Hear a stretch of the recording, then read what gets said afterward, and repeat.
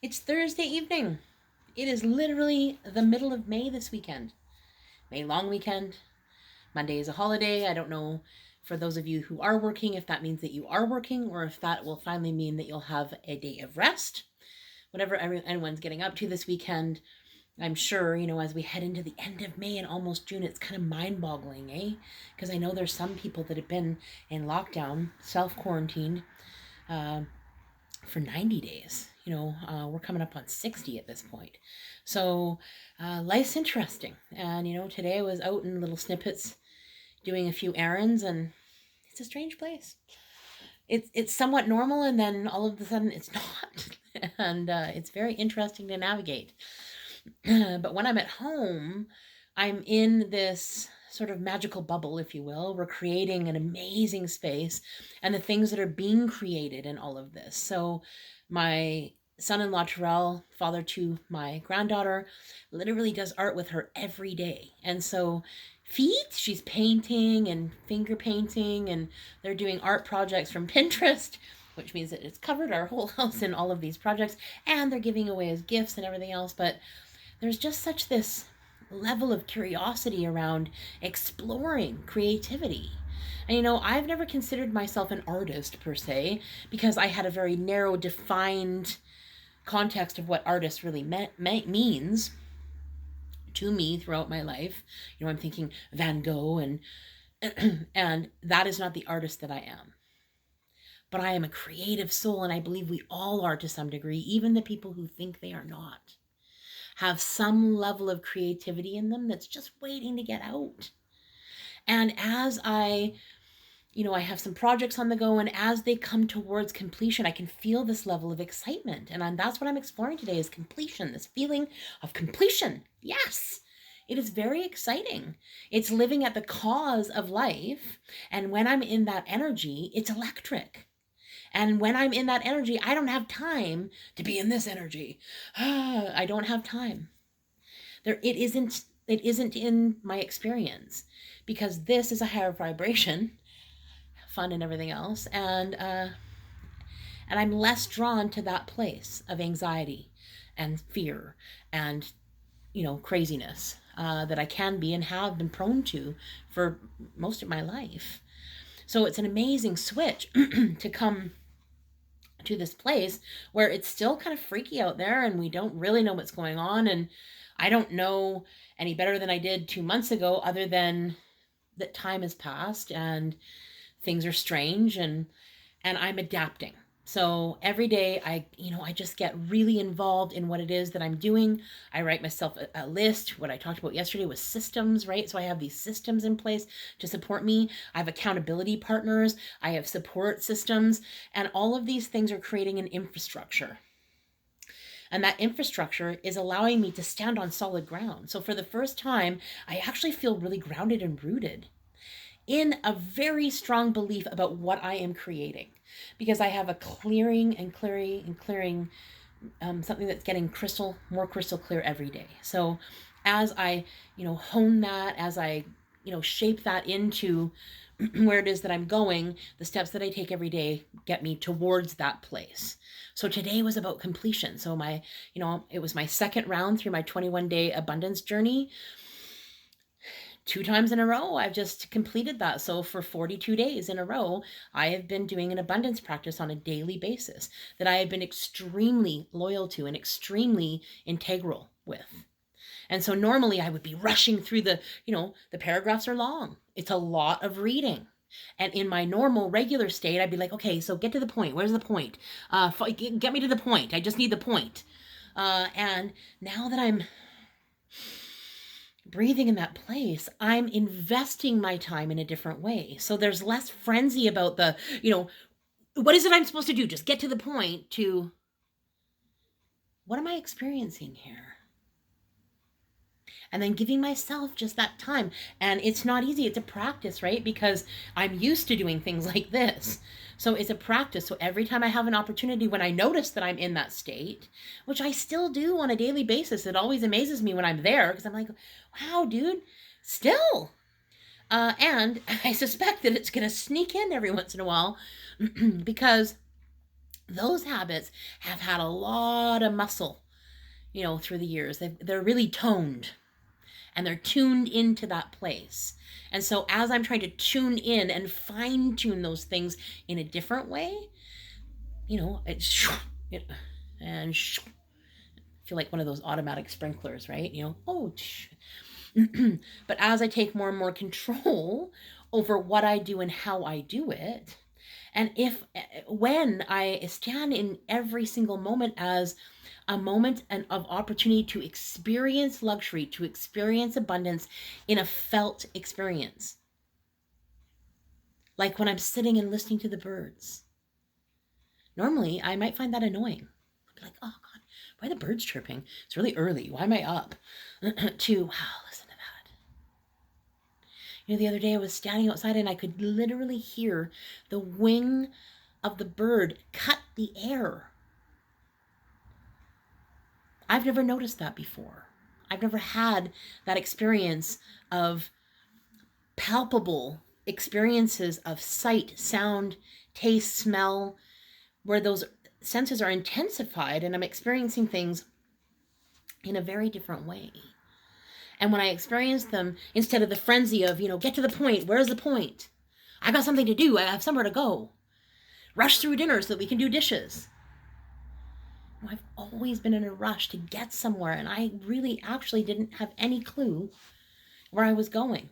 And the truth is, the only guarantee is the end of life, and I'm not in a big rush to go there. So as I become more aware of the things that I think on a daily basis and the actions that I take or don't take, and I remain curious about those things, and I celebrate those moments of completion. I did that for the last 42 days. I created the results that I've created in the last 42 days because I stayed loyal to myself in ways that I did not know was possible. I'm in a group where it says, like, what promises have you broken? And then we're to, share in the group and post after post after post after post. I don't generally break promises with other people, but I sure break promises and agreements with myself over and over and over again. So I know that I'm not alone here. I know that the majority of people, for whatever reason, let themselves down on a regular basis. And right now, not that that never happens to me, because I absolutely have work to be done here. I'm a work in progress and never, ever have ever claimed, and nor will ever claim, that I'm perfect or that I know better than you and that I am the almighty and that you are. It's just not my thing. It's just not my style. But I am digging being in the process of creating what I am certain is most important to me. And that certainty has moved all kinds of blockages out of the way.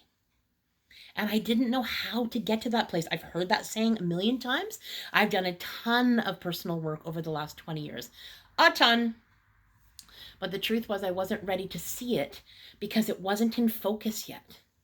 And now that it's becoming more and more in focus, I'm so enjoying the process because I have all the time that I desire, even when it feels like I don't, even when I have a long list of Zoom calls, on my calendar. And I know that people can relate to this because we sit in front of this, somewhat monotonous experience. But the truth is, when I allow myself to get creative in between those places, and I get myself juiced up, and I allow myself to get excited about my life and understand that I'm moving in a direction that makes me feel so excited and so full of passion, that I go, yep, okay, what do I need to do today? I see some people that are saying, I'm so done with Facebook. I'm getting off Facebook forever. I'm signing off, all seems very dramatic to me. And not that I haven't felt that experience, because I don't know about you, but I get sucked into social media, right? I'm just going to check pretty sure I'm drooling. I'm not, but I'm, you get the tone. And I know that I'm not the only one that does that either. And I know that when I don't reach for my phone first thing in the morning, I feel better about myself. And apparently 85% of people start their morning with their phone in hand, and this is the first thing they do is get onto social media, answer their emails, see who texted them, etc. 85% of people. So I keep reminding myself to be part of the 15, because the truth is, when I don't rush to my phone and try and see, what happened the night before and how many likes I have and how many this and all the content, which is easy to get lost in. And the truth right now is I spend a lot of time on Hilaire P. Comedy Drop. I don't even spend it on, my regular feed. I spend it in that place because I love to laugh. And there are so many people that are posting amazing and incredible things that I literally physically laugh on a regular basis, post after post after post after post. So even though I consider that more mental health wise in the idea of social media, I still get stuck there. And I'm like, wow, like how did a half an hour go by? How did an hour go by? What the heck? So, just like I set myself alarms to make sure that I drink my water on a regular basis until that muscle is strong, and that is the default, then I'm going to keep those things in place. And it becomes annoying. Trust me, there are 21 alarms on my phone right now. And when it goes off, I'm like, oh, what now? Drink water, eat mindfully. 11:11 is like, love is the vibe. So there are things that come throughout the day. And when I notice that I am coming at it from that point of view of, oh, what the do you want right now? I immediately shift that to, right, thank you for the loving reminder to nourish my body in good ways, to make sure that I have enough water. Like, until that muscle is really strong, I need something to help me. So I set myself alarms for all of those things. My calendar is very full of everything that I'm scheduled in a day. And I have all the times down, and I make sure that I set alarms for those things so that they're reminding me, because otherwise I get lost. And when I'm lost, I'm literally wandering around, like a cork in the ocean, just sort of floating around, and it bumps into something and then off in this direction it goes, right? So that isn't the kind of life that is fulfilling and rich and exciting to me. Because I'm learning that when I am the cause of something, I'm steering the ship. I'm now no longer the cork that's bouncing around. I'm literally at the helm. And I'm looking for my compass to show me which direction I'm going in so that I know that I'm on course. And even though I get off course, these things, this infrastructure helps me get back on course right away. And when I can do that, then I create these levels of completion and accomplishment and acknowledgement and recognition and it's so fulfilling. And I've not really ever felt this excited about the life that I'm creating before. Before, it seemed distant and unreasonable and something that I would never actually attain. And now it's palpable. It's etheric. It's right here. I can see it. It's a felt experience. And I continue every day to come and do my morning rituals and surrender into that place because I know that it's working. I can feel it. The answer isn't some magic answer that I've made up. I'm just living as if. And I'm feeling that energy on a regular basis. So those times when I would lie awake and be fussing, not that it doesn't happen anymore, but it happens way, way, way less often because I have this level of calm in my body because I practice that on a daily, loyal, consistent basis. And so it too is muscle memory, right? So it's not that I've never meditated before, but I have not been this consistent. And I've decided that I'm going to go another 21 days. So it's starting tomorrow. No days off. Nothing in between. Don't break the chain. I'm going to head right back into day 1 and I'm going to start a third round of this. And I have no idea if that means 4, 5, 6, 7. I don't know. At this point in time, right now, I know this is working. And it's a formula that has worked that time and this time. So I'm going to continue to work on that piece because it's working. So when I find a tool that's working, that would be a really silly thing to just stop doing that. And it feels good and I like it. So, and, it's working to the degree that the last time that I completed a 21-day abundance, challenge 42 days ago, or however many days ago, I'm not good at math, sorry.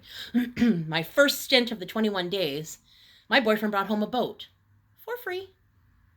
Today, on my last day of my abundance journey, he brought home a motor, also for free. Retail, 3 years old, $4,000. Someone gifted to him today. And he's going, this doesn't make any sense. And I said, you're welcome. That's how powerful a manifester I am. And so get clear about what you want. Start working to take one step every day towards it. Get excited about life. Allow yourself to source your creativity. Pour it into something. We're all artists in our own right. A smile goes a long way. Bring joy into your heart and share that wherever and whenever you can. And if you're not out there and you're not working and you're not spending a lot of time with people, get on a video call. Look someone in the eye and say, I see you. I so appreciate you. Because at the end of the day, I believe that we all want to be seen, heard, and valued. I see you, I hear you, and I value you. See you tomorrow.